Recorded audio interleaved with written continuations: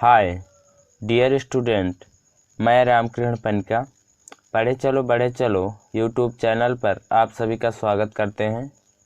आज हम इस वीडियो में उदाहरण 6 और 7 को हल करेंगे और यहाँ पे उदाहरण 6 और 7 में हम एचसीएफ और एलसीएम ज्ञात करेंगे, जो भी संख्याएं दिए रहेंगे उन्हीं का। और हम यहाँ पे एचसीएफ और एलसीएम जो है वो अभाज्य गुणनखंड विधि से ज्ञात करेंगे। तो हम थोड़ा सा देख लेते हैं कि अभाज्य गुणनखंड विधि होता क्या है। तो जैसे मान लो, उसे समझने के लिए हम एक संख्या लेते हैं 80। तो यहाँ पे उदाहरण को हल करने से पहले हम थोड़ा समझते हैं कि दिए गए संख्या का एचसीएफ और एलसीएम अभाज्य गुणनखंड विधि से किस प्रकार से ज्ञात करेंगे। तो इसे समझने के लिए हम दो संख्या लेते हैं। जैसे मान लीजिए हम एक संख्या ले लेते हैं 6 और दूसरा संख्या ले लेते हैं 16, ठीक ना। तो सबसे पहले हम इनका क्या करेंगे, अभाज्य गुणनखंडन करेंगे। तो हम यहाँ पे 6 का अभाज्य गुणनखंड कुछ इस तरीके से कर सकते हैं, 2 6 और यहाँ से 3 कम 3 हो जाएगा, ठीक है। ऐसे ही हम 16 का कर लेते हैं। तो यहाँ से हो जाएगा 2 8 16 और 2 चौको 8, 2 दूना 4 और 2 एकम 2, ठीक है।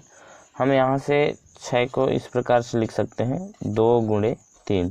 और आप यहाँ पे देख रहे होंगे कि जो 2 है यहाँ पे 1 है, तो हम इसका घात 1 कर सकते हैं, और 3 भी यहाँ 1 है, इसलिए हम इसका भी घात 1 करेंगे।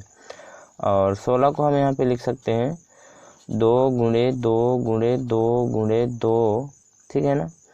इस प्रकार से हम इस 16 के अभाज्य गुणनखंड को लिख सकते हैं। और यहाँ पे आप देख रहे होंगे कि जो 2 है इसके अभाज्य गुणनखंड में, अर्थात 16 के अभाज्य गुणनखंड में 4 है यहाँ पे, तो हम 2 की पावर 4 कर सकते हैं, ठीक है।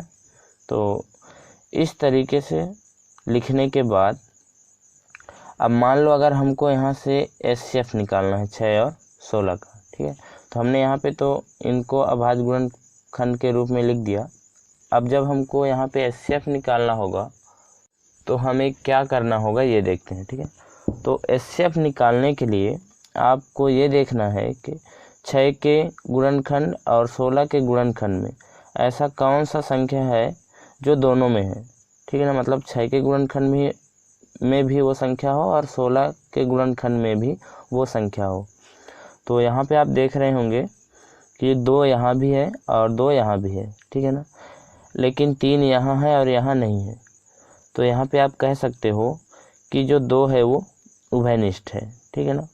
तो हमको उभयनिष्ठ गुणनखंड तो मिल गया, लेकिन उभयनिष्ठ में से भी हमको उस उभयनिष्ठ गुणनखंड को लेना है जिसकी घात सबसे छोटी हो, ठीक है। तो यहाँ पे आप देख रहे होंगे कि इस 2 की घात इस 2 की घात की तुलना में छोटी है, इसलिए हम एचसीएफ के रूप में इसको लेंगे, ठीक है। तो यहाँ से हम उभयनिष्ठ गुणनखंड में से 2 की पावर 1 सबसे छोटी घात है, इसलिए हम इसको एचसीएफ के लिए प्रयोग करेंगे, ठीक है। तो यहाँ पे हम इसको ऐसे लिख लेंगे। और ये क्या है 2 की पावर 1, इसको हम यहाँ पे थोड़ा सा हिंदी में लिखेंगे कि आखिरकार ये 2 की पावर 1 जो है ये क्या है, ठीक है। इसी के बारे में हम यहाँ पे लिखेंगे। तो वैसे तो आप जानते हैं कि ये 2 की पावर 1 क्या है। कहेंगे आप कि ये 2 की पावर 1 जो है प्रत्येक अभाज्य गुणनखंड की उभयनिष्ठ की सबसे छोटी घात है ना। या ऐसे कह सकते हो कि यह 2 की पावर 1 जो है कॉमन लगा है, मतलब हम जो भी चीज़ आगे लिखेंगे वो सभी इसी के बारे में लिखेंगे, है ना। तो यहाँ पे हम लिख सकते हैं कि 2 की पावर 1 प्रत्येक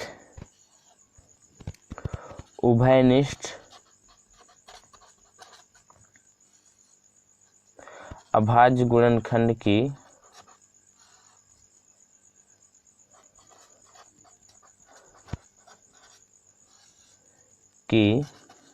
सबसे छोटी घात है, ठीक ना। तो ये 2 क्या था, प्रत्येक उभयनिष्ठ अभाज्य गुणनखंड की सबसे छोटी घात थी, है ना। तो वही हमने यहाँ पे लिखा है। अब हम इसलिए यहाँ पे कर देंगे, इसलिए एचसीएफ ऑफ, देखो हम ये चीज़ें एचसीएफ निकालने के लिए करते हैं, ठीक ना। मतलब कि अभाज्य गुणनखंड में से हम उस संख्या को ढूंढते हैं जो कॉमन हो, और साथ में उस संख्या को हम चुनते हैं जिसकी घात कॉमन में से सबसे छोटी घात हो, है ना। कॉमन संख्या में से उस संख्या को हम चुनते हैं जिसकी घात सबसे छोटी हो, है ना। तो ये काम हम एचसीएफ के लिए करते हैं। तो यहाँ से हो जाएगा, इसलिए एचसीएफ ऑफ किसका 6 और 16 का निकाले हैं, तो 6 और 16 ऐसे लिख देंगे, बराबर हो जाएगा 2 की पावर 1, है ना, अर्थात ये क्या है 2। तो 6 और 16 का एचसीएफ क्या हो जाएगा 2। अब हम देखते हैं कि एलसीएम के लिए हम क्या करते हैं, ठीक है ना। तो वास्तव में एलसीएम के लिए हम इसी अभाज्य गुणनखंड में से हम उन संख्याओं को चुनते हैं, उभयनिष्ठ नहीं, यहाँ पे उभयनिष्ठ को ध्यान नहीं देना है ना, सभी संख्याओं को देखना है, और वो भी ये देखना है कि सभी संख्याओं में से सबसे बड़ी घात किसका है, सबसे बड़ी घात किन किन संख्याओं का है, उन सभी को हम एलसीएम के रूप में लिखते हैं, ठीक है। मतलब एलसीएम निकालने के लिए हम उन्हीं संख्याओं को लेते हैं अभाज्य गुणनखंड में से जिन संख्याओं की घात सबसे अधिक होती है, ठीक है।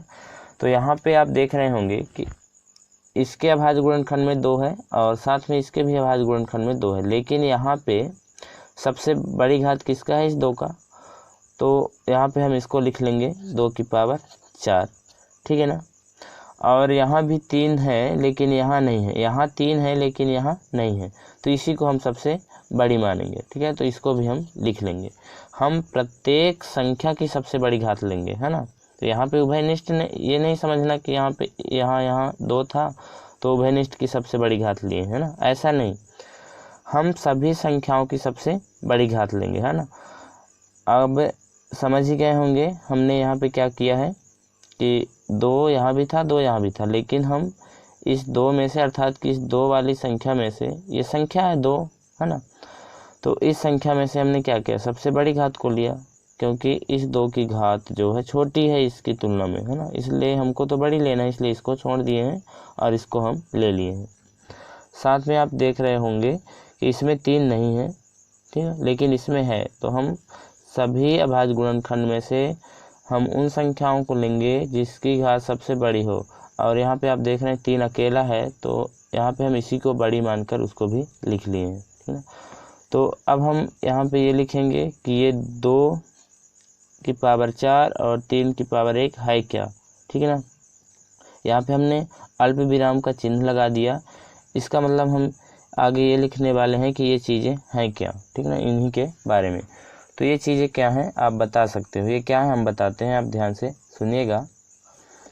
ये वे संख्याएं हैं ना, ऐसे लिख सकते हैं कि 2 की पावर 4 और 3 की पावर 1 प्रत्येक, उभयनिष्ठ नहीं, यहाँ पे उभयनिष्ठ लिखे थे ना, एलसीएम में हमको उभयनिष्ठ नहीं लिखना है, ये जो हैं ये प्रत्येक अभाज्य गुणनखंड की सबसे बड़ी घातें हैं, क्या, प्रत्येक अभाज्य गुणनखंड में जो संख्याएं हैं उन्हीं में से सबसे बड़ी घात वाले संख्याएं हैं, है ना, सबसे बड़ी घात वाले संख्याएं हैं। तो हम यहाँ पे लिखेंगे कि 2 की पावर 4 और 3 की पावर 1 प्रत्येक अभाज्य गुणनखंड की सबसे बड़ी घातें हैं, ठीक है ना। तो आइए लिखते हैं, तो ये हमने लिख दिया इन दोनों के बारे में कि इन दोनों क्या हैं, ये दोनों हैं प्रत्येक अभाज्य गुणनखंड की सबसे बड़ी घातें हैं, ठीक है ना। तो इसलिए एलसीएम हो जाएगा, एलसीएम ऑफ 6 और 16 का हो जाएगा, हम इसको लिख सकते हैं 2 की पावर 4 गुणे, इन दोनों को आपस में गुणा कर देंगे, है ना। अगर यहाँ पे और कोई होता तो उसको भी इनके साथ गुणा करते, ठीक है। अगर यहाँ पे और कोई संख्या होता तो उनको भी हम आपस में गुणा करते, लेकिन यहाँ पे 2 ही संख्या है ना, इसलिए हम 2 की पावर 4 को 3 की पावर 1 के साथ गुणा कर देंगे, ठीक है। तो यहाँ पे 2 की पावर 4 जो है ये आ जाएगा 16 और ये हो जाएगा 3 एकम 3, ठीक है ना। अब इसमें से हम गुणा कर देंगे 16 और 3 का, तो जब हम 16 और 3 का गुणा करेंगे तो हमें 48 प्राप्त होगा, ठीक है ना। तो इस प्रकार से हम एचसीएफ और एलसीएम ज्ञात कर सकते हैं किन्हीं भी 2 संख्याओं का, है ना, और किस विधि का प्रयोग करके, अभाज्य गुणनखंड विधि का प्रयोग करके। अब यहाँ से हमें एक महत्वपूर्ण रिजल्ट प्राप्त होगा, और वो रिजल्ट क्या है आप यहाँ पे थोड़ा ध्यान से देखिएगा। हम एचसीएफ और एलसीएम जो निकाले हैं और ये जो हमारे दो संख्याएं थे 6 और 16, इनके बीच में क्या संबंध होता है हम ये देखेंगे। ठीक है, तो वो किस प्रकार से देखेंगे, जैसे देखो ये दो संख्या है, ठीक है, इनका हम यहाँ पे गुणा करते हैं और देखते हैं क्या होता है।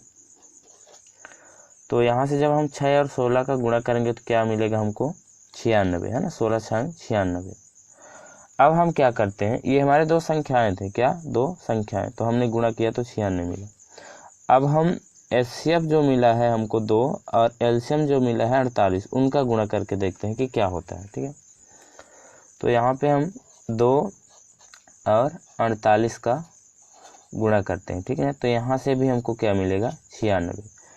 तो यहाँ पे आपने देखा कि जब हम दो संख्याओं का गुणा करते हैं तो हमें उन्हीं के एचसीएफ और एलसीएम के गुणनफल के बराबर मिलता है। ठीक है ना, तो यहाँ पे हम एक सूत्र प्राप्त करते हैं कि दो संख्याओं का गुणनफल, ये क्या है, 96 क्या है, दो संख्याओं का गुणनफल है ना, जो हमको दिया था।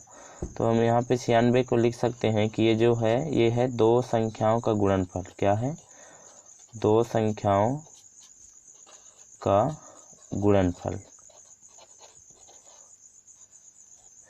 ये किसके बराबर है, ये दो संख्याओं का गुणनफल। यहाँ पे आप देख रहे हैं ये क्या थे, एचसीएफ और एलसीएम थे, है ना, तो ये इसी एचसीएफ और एलसीएम के बराबर है। तो यहाँ पे ये 96 क्या है, एचसीएफ और एलसीएम का गुणनफल है ना। तो यहाँ पे हम इसको लिख सकते हैं 96 को कि एचसीएफ गुणे एलसीएम। ठीक ना, तो यहाँ से ये हमको एक महत्वपूर्ण रिजल्ट प्राप्त हुआ, तो इसे आप ध्यान में रखिएगा। ठीक ना, क्योंकि जब हम उदाहरण 7 को हल करेंगे तो इसका हमें आवश्यकता होगी। ठीक ना, तो यहाँ पे क्या लिखा है, हमें क्या मिला कि दो संख्याओं का गुणनफल बराबर होता है एचसीएफ गुणे एलसीएम के। ठीक ना, तो उम्मीद करता हूँ ये आपको समझ में आ गया होगा। अब हम आते हैं अपने उदाहरण को हल करते हैं। तो ये रहा हमारा उदाहरण नंबर 6, जो लिखा है संख्याओं 6 और 20 के अभाज्य गुणनखंड विधि से एचसीएफ और एलसीएम ज्ञात कीजिए। ठीक है, तो आइए इसको हल करते हैं। जैसे हमने अभी थोड़ी देर पहले कुछ एग्जांपल लेकर के हल किए थे, है ना, या कहें कि एचसीएफ और एलसीएम निकाले थे हम, है ना, तो ठीक उसी प्रकार से हम इनको भी हल करेंगे। तो सबसे पहले हम क्या करेंगे, ये जो ये जो 6 और 20 यहाँ पे लिखा हुआ है उनका हम अभाज्य गुणनखंड करेंगे। तो सबसे पहले हम यहाँ पे लिख लें इसको थोड़ा सा, 6 और 20। अब हम यहाँ पे क्या करते हैं, 6 का अभाज्य गुणनखंड करते हैं, तो यह हो जाएगा 2 तिहाई 6 और 3 एकम 3। और यहाँ से हम 20 का अभाज्य गुणनखंड जब करेंगे तो इसे हम कुछ इस तरीके से लिख सकते हैं, 2 एकम 2 और 2 शून्य शून्य, यहाँ से 2 पंचे 10 हो जाएगा और 5 एकम 5 हो जाएगा। ठीक है, तो यहाँ से हम 6 को लिख सकते हैं 2 गुणे 3। ठीक ना, यहाँ पे 2 कितने हैं, 1 है, इसलिए हम यहाँ पे 1 लिखेंगे। 3 कितने हैं, 1 है, इसलिए हम इसकी भी घात क्या कर देंगे, 1 कर देंगे। ठीक है, और हम यहाँ पे 20 को क्या लिख सकते हैं, हम 20 को लिख सकते हैं 2 गुणे 2 गुणे 5। ठीक ना, अर्थात कि यहाँ पे आप देख रहे हैं 2 जो है 2 है, तो हम 2 की घात 2 करेंगे, और 5 1 है तो हम 5 की घात 1 करेंगे। अब हम सबसे पहले इसकी निकालते हैं एचसीएफ। तो आप जान चुके हैं कि एचसीएफ निकालने के लिए हम दिए गए अभाज्य गुणनखंड में से उस संख्या की सबसे छोटी घात को चुनते हैं जो उभयनिष्ठ संख्या हो। ठीक ना, तो यहाँ पे आप देख रहे हो कि इसके गुणनखंड में 2 है और इसके गुणनखंड में भी 2 है, तो ये उभयनिष्ठ हो गया। ठीक है, लेकिन यहाँ 3 है, लेकिन यहाँ जो है 3 नहीं है। ठीक है, और यहाँ 5 है तो यहाँ 5 नहीं है ना, तो ये 3 और 5 उभयनिष्ठ नहीं है। ठीक है, उभयनिष्ठ हम उसी को मानेंगे जो दोनों में हो, है ना। तो यहाँ पे 2 है, यहाँ भी 2 है, तो ये उभयनिष्ठ हो गए। लेकिन हम अब यहाँ पे एचसीएफ बताने वाले हैं, इसलिए हम इन उभयनिष्ठ संख्याओं में से उस संख्या को लेंगे जिसकी घात छोटी हो। ठीक है, तो यहाँ पे आप देख रहे हो इस संख्या की घात जो है छोटी है इसके तुलना में, तो हम इसी को लिखेंगे। तो यहाँ पे हम लिख लेंगे इसको 2 की पावर 1। ये क्या है, ये है प्रत्येक उभयनिष्ठ अभाज्य गुणनखंड की सबसे छोटी घात है ना, तो वही हम लिखेंगे। तो यहाँ लिख देते हैं ये 2 की पावर 1 जो है प्रत्येक उभयनिष्ठ अभाज्य गुणनखंड की सबसे छोटी घात है, इसलिए एचसीएफ ऑफ, इसलिए 6 और 20 का एचसीएफ क्या हो जाएगा 2 की पावर 1 अर्थात कि 2 हो जाएगा। ठीक ना, इस प्रकार से हमने एचसीएफ निकाला। अब हम क्या करेंगे, एलसीएम निकालेंगे। ठीक है, तो एलसीएम के लिए हमें इन्हीं अभाज्य गुणनखंड में हमें उन संख्याओं को देखना है जिन संख्याओं की सबसे बड़ी घात हो। ठीक ना, तो यहाँ से आप देख रहे होंगे कि एक संख्या 2 है जो कि इसी का घात यहाँ पे सबसे बड़ी है ना। यहाँ 2 था मतलब है, लेकिन इसकी तुलना में इसकी घात बड़ी है, इसलिए हम यहाँ पे इसको ले लेंगे, बड़ी घात है इसकी इसलिए। फिर इसके बाद यहाँ 3 है लेकिन यहाँ नहीं है, अर्थात कि ये अकेला है, इसलिए ये यहाँ पे बड़ी का काम करेगा, अर्थात किसी को हम बड़ी मानेंगे। और यहाँ पे 5 है लेकिन यहाँ नहीं है, यहाँ पे 5 अकेला है, इसलिए हम इसको बड़ी घात वाले संख्या मान लेंगे। ठीक है, तो यहाँ हो जाएगा 5 की पावर 1। ठीक ना, ये क्या है, ये जो तीनों हैं ये प्रत्येक अभाज्य गुणनखंड की सबसे बड़ी घातें हैं। तो यही हम इनके बारे में आगे लिखेंगे कि 2 की पावर 2, 3 की पावर 1, और यहाँ पे और भी कर सकते हो, जब लास्ट बचे तो कर सकते हो। ठीक ना, और 5 की पावर 1 जो है ये प्रत्येक अभाज्य गुणनखंड की सबसे बड़ी घातें हैं। ठीक ना, इसलिए एलसीएम हो जाएगा 6 और 20 का। देखो हम इनको आपस में गुणा करेंगे। ठीक ना, अर्थात कि 2 की पावर 2 गुणे 3 की पावर 1 गुणे 5 की पावर 1 लिखेंगे इसको।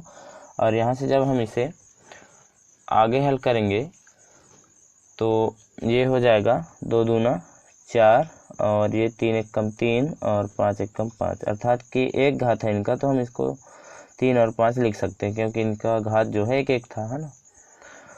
अब आगे ये हो जाएगा 5 तिहाई 15, और 15 छको क्या हो जाएगा, बोलो। वेरी गुड, क्या होगा 60। ठीक है, तो यहाँ से आपने देखा कि दिए गए संख्या अर्थात कि 6 और 20 का जो एचसीएफ आया हमारा वो 2 है, और जो एलसीएम आया वो 60 है।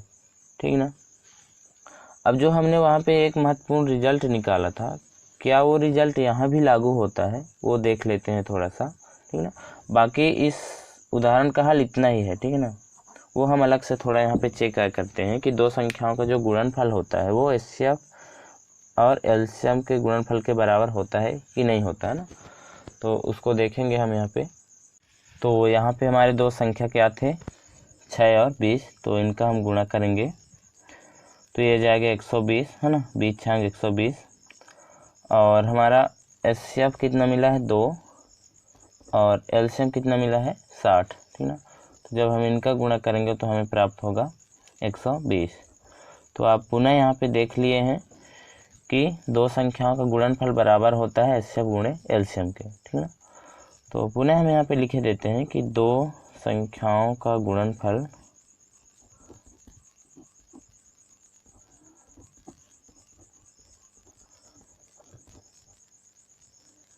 ये 120 क्या है, इन दोनों संख्याओं का गुणनफल है ना, तो इसी 120 को हमने ऐसे लिख दिया कि 2 संख्याओं का गुणनफल है ना, और ये बराबर है तो बराबर। ये 120 क्या है, ये एचसीएफ और एलसीएम का गुणनफल है ना, तो यहाँ पे हम लिख देंगे एचसीएफ गुणे एलसीएम। ठीक है, तो इसको आप ध्यान में रखिएगा, है ना, क्योंकि हमारा अगला उदाहरण अर्थात कि उदाहरण 7 जो है इसी से हल होगा। ठीक है, तो आइए देखते हैं उदाहरण 7 को। लेकिन उससे पहले आप उदाहरण 6 का ये जो सॉल्यूशन यहाँ पे किया गया है अर्थात कि जो हल किया गया है उसका आप स्क्रीनशॉट ले लीजिए और अपने नोटबुक में अच्छे से इसे नोट कर लीजिए। ठीक है, अब हम देखते हैं उदाहरण 7। तो ये रहा हमारा उदाहरण 7 जो लिखा है अभाज्य गुणनखंड विधि द्वारा 96 और 404 का एचसीएफ ज्ञात कीजिए और फिर इनका एलसीएम ज्ञात कीजिए। ठीक है, तो आइए हम इसका हल देखते हैं।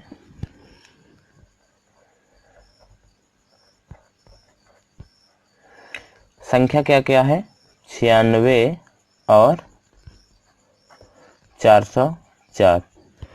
ठीक है, अब हम क्या करते हैं, 96 का पहले अभाज्य गुणनखंड कर लेते हैं यहाँ पे। तो इसे हम कुछ इस तरीके से लिख सकते हैं, 2 चौको 8 और ये एक इसमें चला जाएगा तो ये 16 हो जाएगा, तो 2 अट्ठे 16 हो जाएगा। ठीक है ना, फिर इसके बाद फिर पुनः हम इसको 2 से डिवाइड करेंगे तो ये हो जाएगा 2 दूना 4 और 2 चौको 8, ये हो जाएगा 2 एक कम 2 और 2 दूना 4, यहाँ से हो जाएगा 2 छक्का 12 और यहाँ से हो जाएगा 2 तिहाई 6 और यहाँ से हो जाएगा 3 एक कम 3। ठीक है ना, और हम 404 को भी यहाँ पे ऐसे ही अभाज्य गुणनखंड कर लेते हैं। तो ये हो जाएगा 2 दूना 4, 2 शून्य शून्य 2 दूना 4, ये हो जाएगा 2 एक कम 2 और 2 शून्य शून्य 2 एक कम 2। यहाँ से 101 अभाज्य संख्या है इसलिए 101 से ही कटेगा। ठीक है, अब इसके बाद हम क्या करते हैं, यहाँ पे हम 96 के कुछ इस तरीके से लिख सकते हैं, 96 बराबर ये हो जाएगा, देखो 1 2 3 4 5, कितने 2 हैं 5, तो हम कर लेते हैं 2 गुणे 2 गुणे 2 गुणे 2 गुणे 2। ठीक है, हो गए 5, 1 2 3 4 5। ठीक है, और साथ में इसमें 3 भी है। ठीक है, लेकिन हम इसे ऐसे भी लिख सकते हैं, 2 यहाँ पे कितने थे 5, इसलिए हम 2 की पावर 5 कर सकते हैं, अर्थात 2 की घात हम 5 लिख सकते हैं, गुणे 3 यहाँ पे 1 है तो हम इसे लिख देंगे 3 की पावर 1। ठीक है, इसके बाद देखो हम 404 को क्या लिख सकते हैं, 404 को हम लिख सकते हैं 2 गुणे 2 गुणे 101। ठीक है, और साथ में इसे हम लिख सकते हैं 2 की पावर 2, क्योंकि 2 यहाँ पे 2 है और 101 जो है यहाँ पे 1 है इसलिए हम इसका घात 1 कर दिए।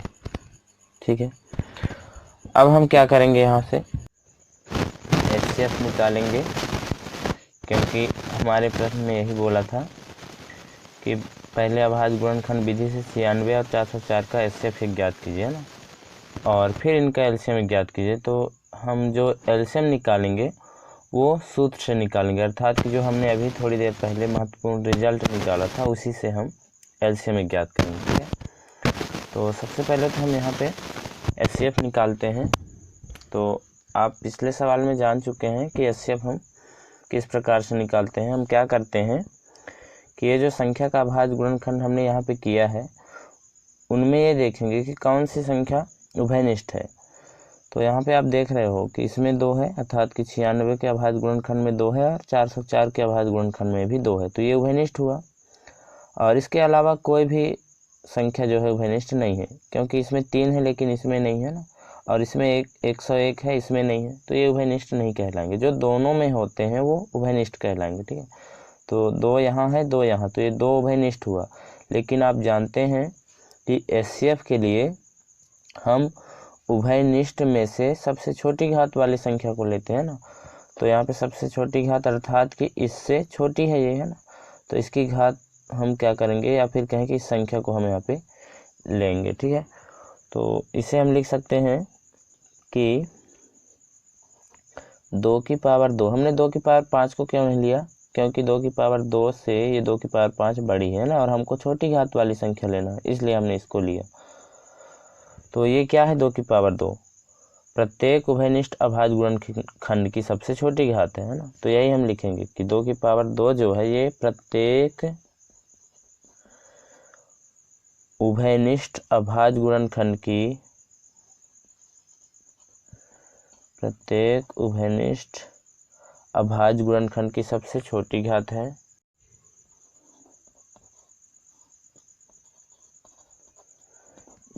ठीक है, इसलिए एचसीएफ हो जाएगा 96 और 404 का 2 की पावर 2, है ना, अर्थात हम इसे लिख सकते हैं 2 दूना 4 है ना, क्योंकि 2 का स्क्वायर क्या होता है, अर्थात कि 2 का वर्ग क्या होगा, है ना, 4 ही होगा। तो ये हमें एचसीएफ मिल गया, ठीक ना। अब हम क्या करेंगे, सूत्र से एलसीएम निकालेंगे, ठीक है।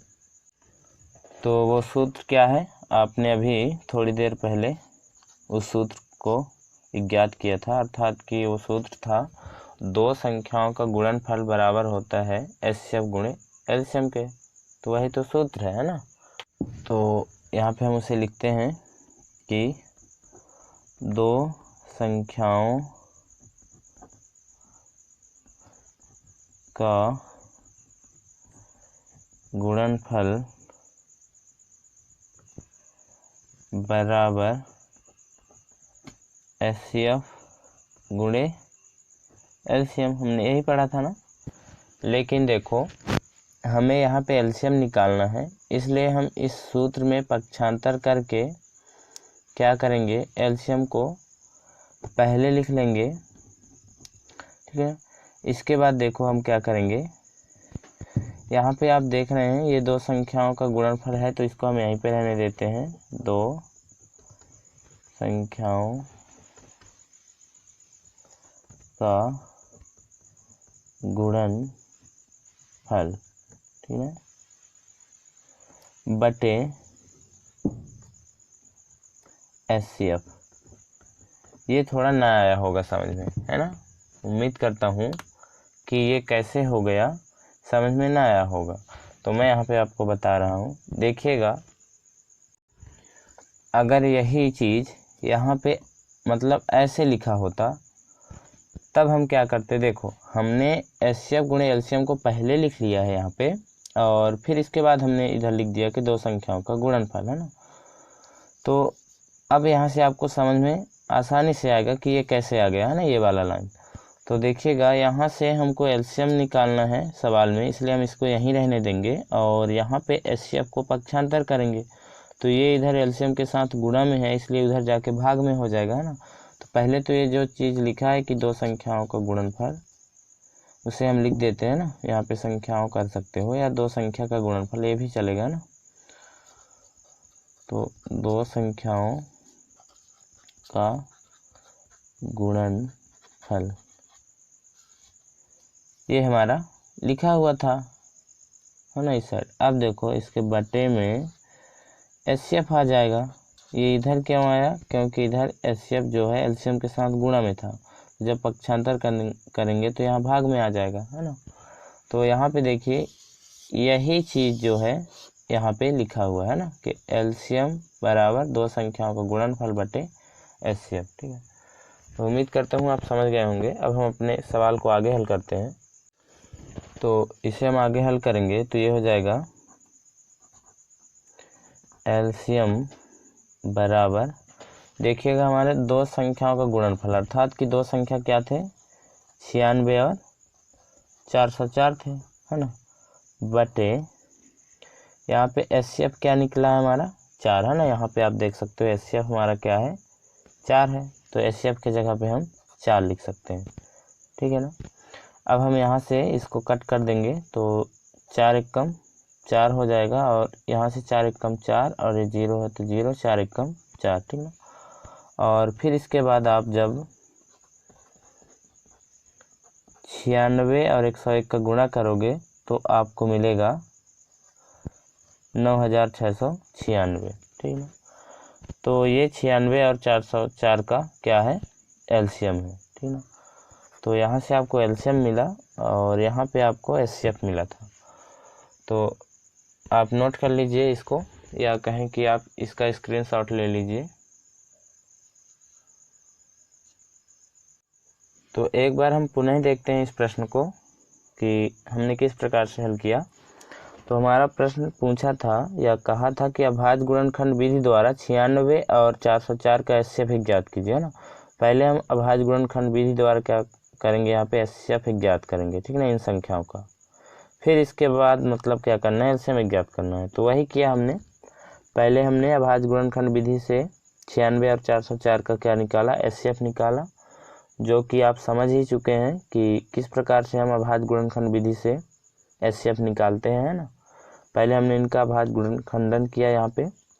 और आप जानते हो HCF वही संख्या होता है जो अभाज्य गुणनखंड में से उभयनिष्ठ हो और साथ में सबसे छोटी उभयनिष्ठ घात वाले संख्या को हम लेते हैं ना। तो यही था, उभयनिष्ठ 2 था, लेकिन यहाँ पे 2 की पावर 5 था, यहाँ पे 2 की पावर 2 था। तो 2 की पावर 2 ही सबसे छोटी घात वाली है ना यहाँ पे उभयनिष्ठ संख्या, इसलिए हमने इसको ले लिया। और ये इसकी विशेषता हमने यहाँ पे लिख दिया कि ये जो है अभाज्य गुणनखंड में जितने भी संख्याएं हैं ना, उभयनिष्ठ में से ये सबसे छोटी घात वाली संख्या है। तो यही हमने यहाँ पे बना के लिखा कि 2 की पावर 2 जो है प्रत्येक उभयनिष्ठ अभाज्य गुणनखंड की सबसे छोटी घात है ना। प्रत्येक का मतलब यहाँ पे जितने भी उभयनिष्ठ संख्या है, तो यहाँ पे केवल 2 ही था, इसलिए हमने 2 बस को लिए है ना। तो उम्मीद करता हूँ ये समझ गए होंगे ये लाइन क्या लिखा जाता है ना। इसलिए HCF हो जाएगा, इसी का हमने यहाँ पे गुणा कर दिया, अर्थात कि 2 के वर्ग को हमने यहाँ पे सॉल्व किया तो 4 आया। ठीक है, तो ये हो गया हमारा HCF। अब हमें LCM ज्ञात करना है, तो हम अभाज्य गुणनखंड विधि से HCF नहीं ज्ञात करेंगे। जो हमने पीछे थोड़ी देर पहले एक रिजल्ट हासिल किया था, अर्थात कि एक सूत्र प्राप्त किए थे, उसी से हम LCM ज्ञात करेंगे। तो वो सूत्र ये था कि 2 संख्याओं का गुणनफल बराबर HCF गुणे LCM था, है ना। तो हमने क्या किया, LCM को यहीं रहने दिए, ठीक ना, और क्या किया, HCF को यहाँ पक्षांतर कर दिए। तो 2 संख्याओं का गुणनफल के मतलब बटे में आ गया HCF। क्यों? क्योंकि इधर गुणा में था और इधर आएगा तो भाग में हो जाएगा ना, तो यही हुआ। अब इसको हमने यहाँ पे लिख दिया बराबर, इसको हमने कुछ नहीं किया क्योंकि हमको LCM ही एक ज्ञात करना है ना, तो इसको रहने देंगे। बराबर है तो बराबर कर दिए। अब यहाँ पे 2 संख्याओं का गुणनफल, अर्थात कि हमारे 2 संख्या क्या थे, 96 और 404। ठीक है ना, यहाँ प्रश्न में भी दिया है 96 और 404, तो इसके जगह पे हमने उन्हीं को लिख दिया। ठीक है, और बटा है, फिर इसके बाद बटे के बाद HCF है, क्या है यहाँ पे HCF है, तो HCF हमारा निकला था 4। ठीक है ना, यहाँ से आप देख सकते हो। तो हमने HCF के जगह पे 4 लिख दिया। ठीक है, फिर हमने क्या किया, 404 को यहाँ 4 से कट कर दिया, अर्थात कि भाग दे दिया है ना, तो ये 101 आया। अब हम जब 101 को 96 से गुणा करेंगे तो ये आ जाएगा 9696, है ना। और इस प्रकार से हम इस प्रकार के प्रश्न का सॉल्यूशन कर सकते हैं। ठीक है, तो उम्मीद करता हूँ आप इसका स्क्रीनशॉट तो ले चुके होंगे। तो ये वीडियो कैसा लगा आप कमेंट में ज़रूर बताएं। अब हम अपने नेक्स्ट वीडियो में उदाहरण 8 का हल देखेंगे। तो तब तक के लिए वीडियो देखने के लिए थैंक्स।